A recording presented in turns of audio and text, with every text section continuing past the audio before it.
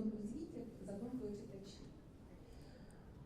В цьому році ми його будемо продовжувати до січня, але ми хотіли б, щоб була ще експертна думка. Які звіти в нас виходять? До речі, цього року у нас було 30 звітів, які ми оцінювали. І в нас така зібралася дуже гарна команда, і мені здається, що Центр розвитку КСВ зробив дуже велику справу, об'єднав експертів різних сфер. У нас була дуже цікава перша зустріч, коли ми могли подивитися на те, як по-різному, можливо, навіть експерти з КСВ дивляться на абсолютно на різні питання. Ми вивели критерії, вони є в положенні про номінацію, ми їх узгоджували, і ось так сталося, що кожен зі 30 звітів читати довго, особливо деякі дуже великі, деякі дуже маленькі, їх читати дуже швидко, але ми вивели, що кожен з експертів повинен прочитати по 3 звіти, кожен звіт повинен бути прочитаний 2 експертами, і потім ми узгоджуємо бал. Було дуже цікаво, оскільки і компанія PKMG, і компанія PricewaterhouseCoopers, відео, глобальний договір ООН, Алла Сенгаївська, Олена Грицько з Діла та Віктор Подусенко з КМВШ, вони увійшли і ми обговорювали спільні критерії, ми спільно оцінювали. І було дуже цікаво, що іноді одні ті ж звіти вони отримували абсолютно різні бали, навіть від експертів з КСВ. Це для мене стало таким відкриттям. Але дуже приємно, що в нас немає, скажімо так, великих суперечень щодо першого місця. Я би хотіла зараз, щоб наші експерти просто розказали свої враження. Можливо, не потрібно називати звіти, якщо ви так вважаєте. Взагалі, яка картинка вимальовується щодо звітів?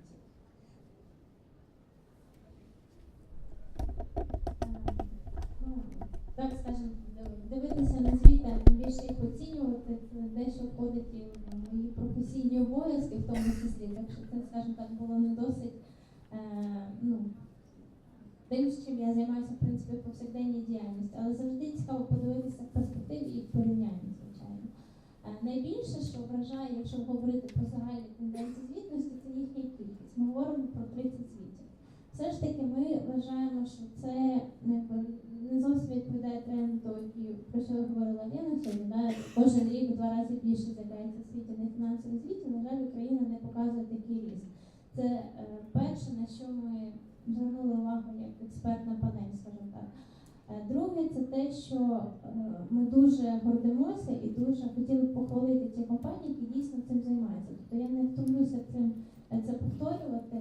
Так, вони можуть бути не ідеальними, так, вони можуть бути, це може бути навчальна справа, але тим не менше це подвиг, який треба винагороджувати. Так? Тобто ми, експерти, завжди любимо багато критикувати, ми за собою це визнаємо, але тим не менше, знову ж таки, ми позитивно відносимося до будь-якої такої комунікації. Тому що це крок на зустріч до звітності і до підзвітності і прозорості.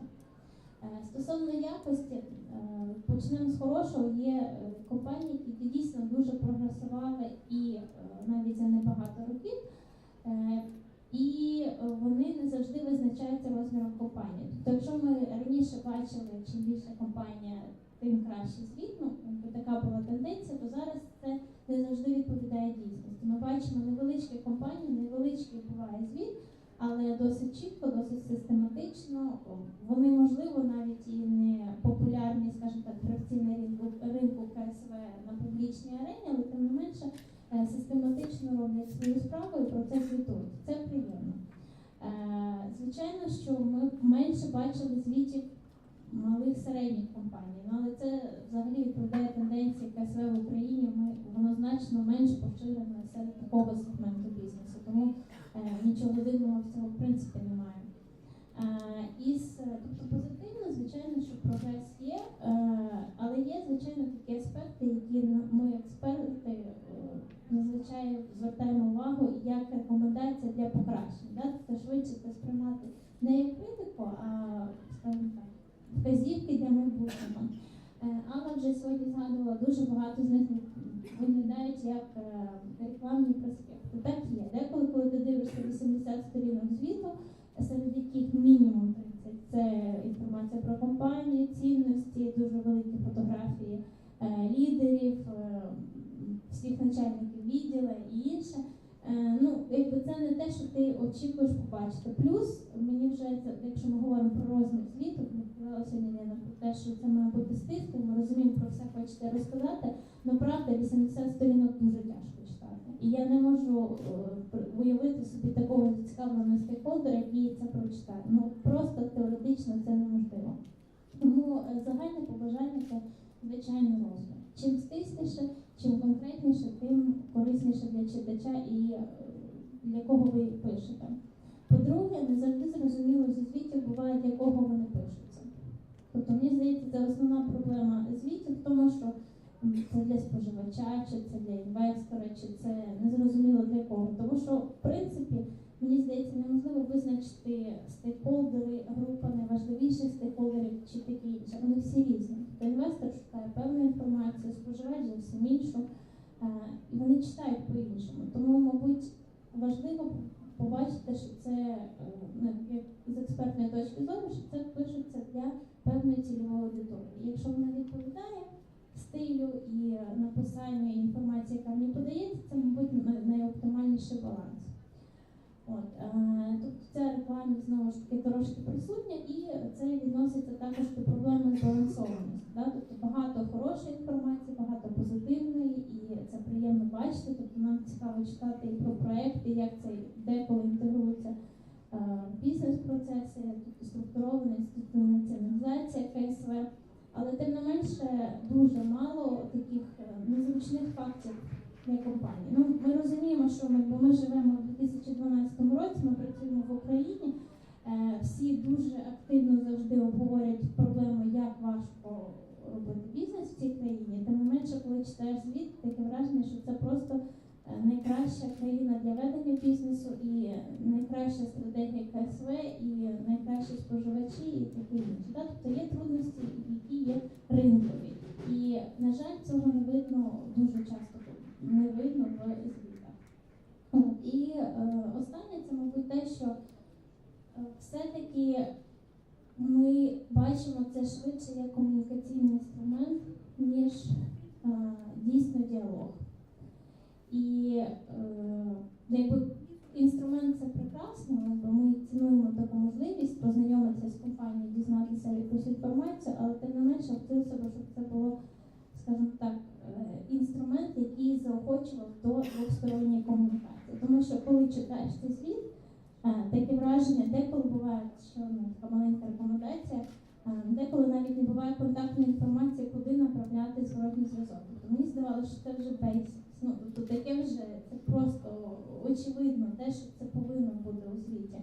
Тим не менше, дуже великий відсоток є компаній, в яких там або дуже загальний емейл, або там взагалі не ясно куди, або там на поштову скриньку фізичну адресу треба надсилати зворотній зв'язок.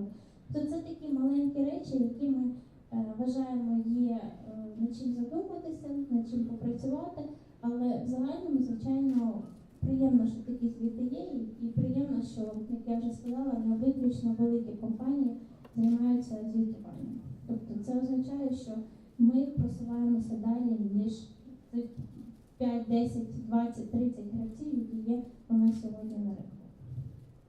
Дякую.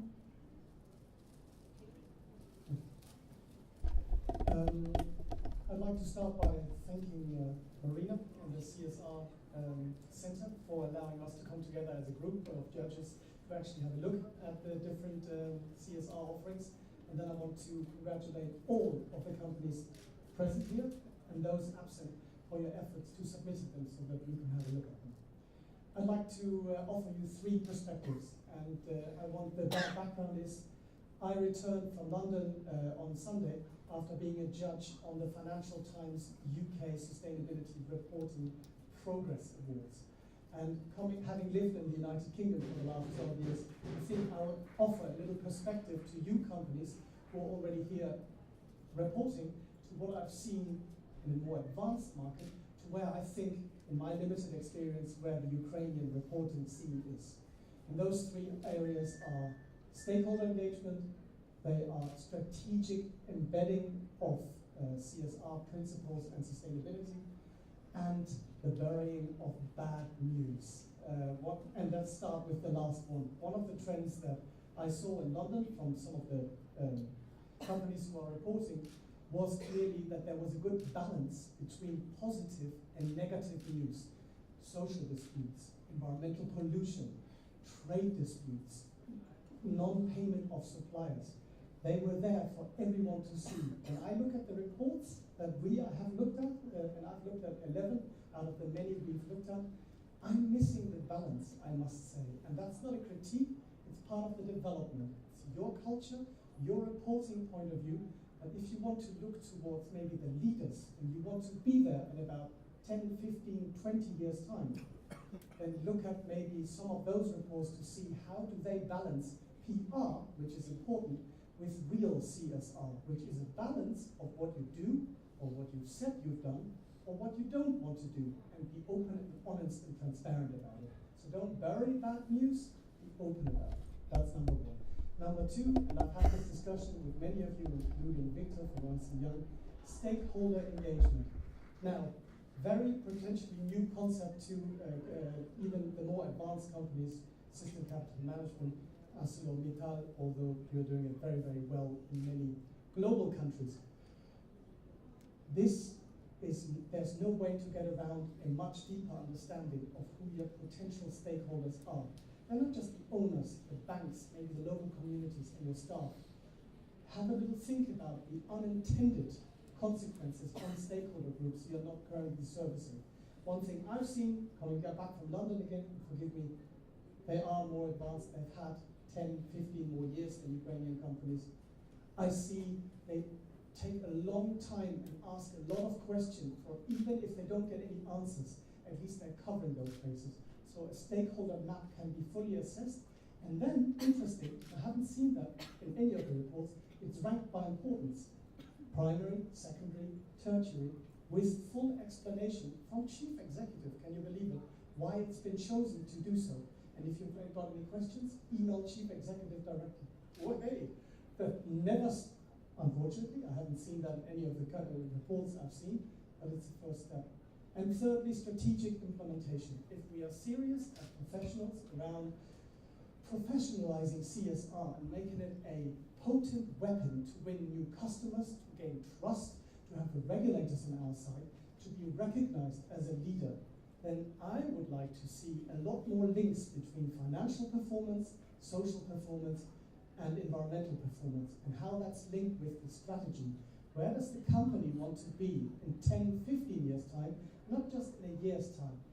I acknowledge your context is different, might be a little bit more unstable, politically, economically, all that needs to be taken into account. But if CSR and sustainability is not to be on the fringes of a corporation and its reporting, somebody from very high up needs to take responsibility and needs to delegate down. And the reporting will not just stay with a team, it goes across the silos, and it's taken responsibility by somebody on the board or a chief executive. Again, something I've seen in many of the UK reports. And last but not least, I would like to say, this is a journey of 1,000 miles, and you have taken a very, very important first step, 2, 3, 4 steps. It's not your fault that UK, Germany, Denmark, United States, they have started this journey earlier. So you can't compare, we here in Ukraine cannot compare ourselves with that kind of reporting. But I think as you are so hungry for knowledge and you want to learn and you want to improve, you want to see this as a competitive tool, we believe that if you were to apply some of the principles that you can already find free of charge in other reports, why not start integrating them now and think about how you can make your reporting more progressive, more inclusive, more relevant, because more is not necessarily better. It's the quality of the information that needs to be better. So once again, I just want to congratulate you all. You are all winners submitting. And thank you for the opportunity again, Marina. And it's been an absolute pleasure. And if we're invited back next year, looking forward to it. Well done, guys. Пані Алла, Софія, КПІ, будь ласка. Дякую. КПІ і Міжнародний центр розвитку ділової етики.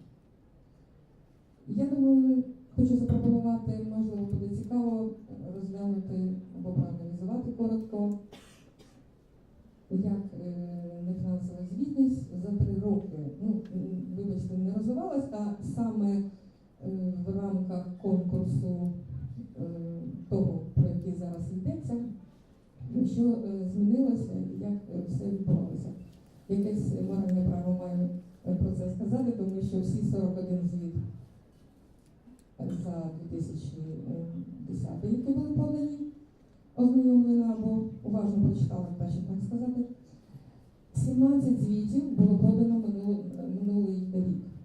Тобто компанії писали більше звітів, але виявили бажання виставити на публічну дискусію. Ні, не так. Тобто ті, які змогли подати свої звіти до тих термінів, які були оголошені минулого року. Їх було 17. І от коли ми чуємо, що цього року 30, на мою думку, це все ж таки для України дуже успіх. Більше компаній працюють в сфері КСП, але звіти настільки важка праця, що 30 звітів такої якості, якої ми прочитали, я вважаю, що це дуже добре, і в оцінках хотілося зараз поставити 5, мається на увазі пакетування звітів. Молодці, працюйте, будемо читати. От. Приємно цього року, вразила, мабуть, не дуже правильно підібрала слово, приємно відзначити, що якість покращилась порівняно з тими звітами, які були особливо 2 роки тому. Чому? Тому що, якщо взяти 2 роки тому 41 звіт, важко було виділити найкраще. Важко було. І тому легко було виділити ті, які взагалі перші кроки робили в КСП. Робили перші кроки. І я назву цю цифру. 16 звітів, я зробила класифікацію таку певну, 16 звітів в 4-й групі, нижчі місця, так, на рівних сходинках, щоб не ображати, тому що в моїй чернеці, яку тільки в мене вона є, то там є і нульове місце, і мінус 2 бали, такі оцінки. Але таких компаній було 16. І от коли цього року я читаю, ознайомилась, читала уважно звіти деяких компаній, які були в тих найнижчих місцях, мені було не тільки приємно, я пишалася. Чесно, не знаю ні в обличчя, ні керівників, тільки знаю заочно їхню діяльність, але я пишалася тим, що вони про ту діяльність, яку вони ведуть, навчилися чи просто виділили час, ресурси і змогли описати цю діяльність. Тому що неодноразово вже зазначали на наших зібраннях, що підприємства багато і гарно можуть працювати, але висвітлити свою діяльність, все ж таки ще не завжди це вдається. Тому мені було дуже приємно таке відзначити, могла би з прикладом, але це вже пізніше. У меня есть еще одно замечание, потому что мы также общались с другими экспертами, прочитал.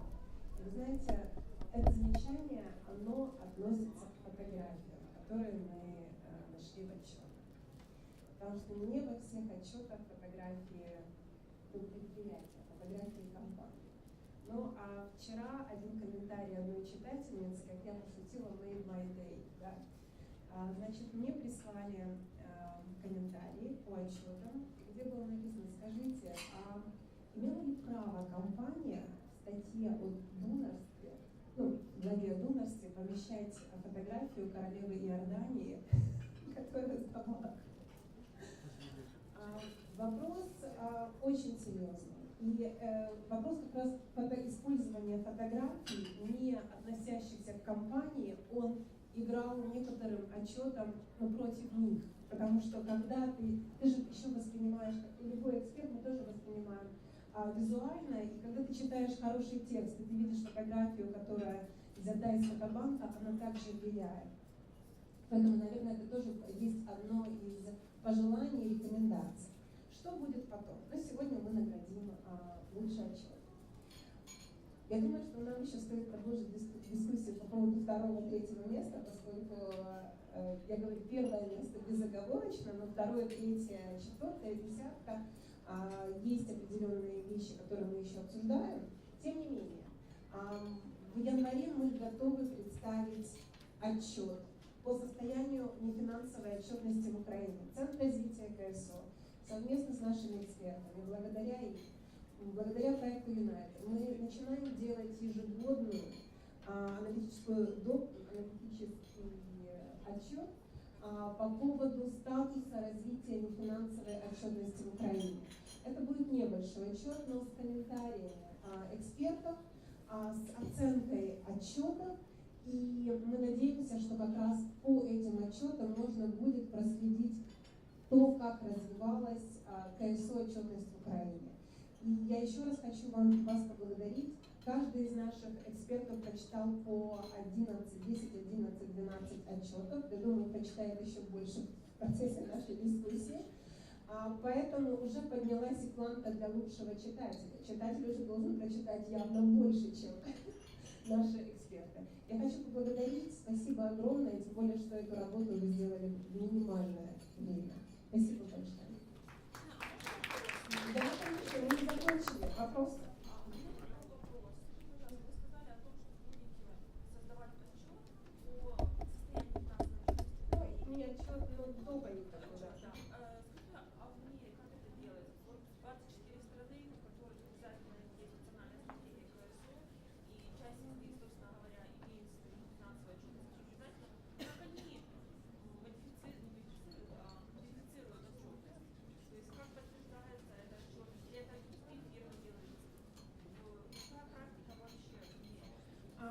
Ну, смотрите, если говорить об отчете в целом, да, есть аудиторские компании, которые подтверждают отчет. Это не относится к нашей идее сделать доповедь по статусу нефинансовых отчетов. Вопрос, что будет с аудитом отчета в следующем году, остается открытым, потому что сегодня разрабатывается новый стандарт G4, GI, где вообще двум вещам уделено внимание. Это стейкхолдеры, их вовлечение, и это материальные вопросы. То, как компания определяет те вопросы вместе со стейкхолдерами, по которым она отчитывается. Там уже не будет уровней. Если мы сегодня говорим, что есть компании, которые... Ну, это пока. Все станет известно в мае на конференции. И там как раз не прописан вопрос сертификации, аудита отчета. Поэтому пока да, я думаю, что это и останется, поскольку есть различные, есть AE1000, по которым можно проводить аудит. По поводу вот таких ежегодных доповедей, которые мы готовы... Нет, я не могу сказать, что это первая практика в мире. Некоторые страны, где на национальном уровне, они готовят статус развития КСО. И там они включают отдельную подглаву, отдельную главу по отчетности. Мы решили пойти таким путем. Ну, иногда что-то мы начинаем, а потом подхватываем. Марина, можно еще Да, вопрос да, на правах модератора? Мы ж ще не закончили. Я би хотіла ще запитати Марину, коли ви починали створювати взагалі ідею цього конкурсу, огляду, про що ви мріяли тоді і яку планку ви собі піднімаєте на наступний рік? Тобто ваші очікування? Спасибо, Алин. Мы хотели, чтобы читатели начали читать отчет. И для нас это была мечта, она сейчас остается мечтой. Сейчас вопрос уже мечтания количества. И какие именно читатели? И какие именно читатели. Вот тут как раз есть ключевое новшество, поскольку мы начинали с того, что мы разрешали всем читать отчеты, поскольку очень много компаний жаловалось, что не читают их отчет. Мы говорили, окей, мы вам даем площадку, у нас есть база данных отчетов.